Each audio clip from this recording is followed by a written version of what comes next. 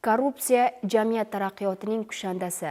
Soliq organlarini korrupsiyasiz tizimga aylantirish maqsadida huquqni muhofaza qiluvchi organlar vakillari hamda Sirdaryo viloyati soliq boshqarmasining shaxsiy xavfsizlik bo'limi mas'ullari tomonidan profilaktik tadbirlar o'tkazilmoqda.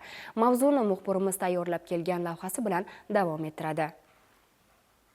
Xovos hamda Mirzobod tumanlari soliq inspeksiyalarida xodimlar bilan uchrashuv tashkil etilib, korrupsiya jamiyatda adolatsizlik, tengsizlik barcha sohadagi islohotlarning natijasiga salbiy ta'sir etishi batafsil yetkazildi. Bu tadbirda maqsad korrupsion holatni oldini olish va davlat oldidagi burchimizni sidqidildan bajarish bo'yicha o'zimizga tushuntirishlar oldik. Shuningdek, aholi, tadbirkorlar va savdo shoxobchalari egalari bilan uchrashuvlar tashkil etilib, korrupsiya va boshqa huquqbuzarliklarni oldini olishga qaratilgan profilaktik tadbirlar davom ettirildi.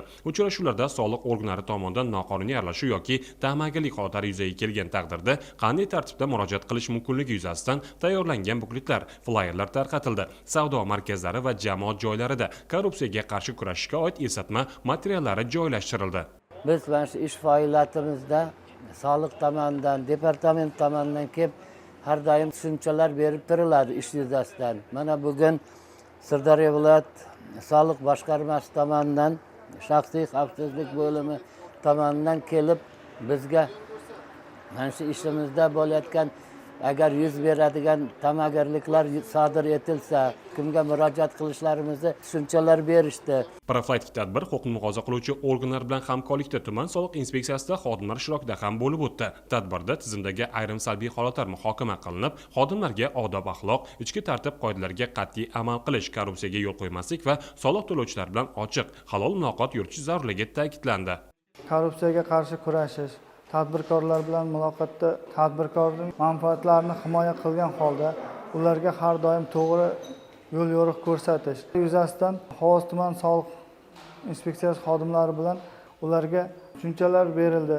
Korrupsiyani oldini olish yuzasidan ular bilan o'tkazilgan suhbatda kelgusida kutilayotgan holatlar, oldin davrlarda bo'lib o'tgan soliq xodimlari yo'l qo'ygan kamchilik, xato va kamchiliklar, korrupsiyaga yo'l qo'yish holatlari aytib o'tildi.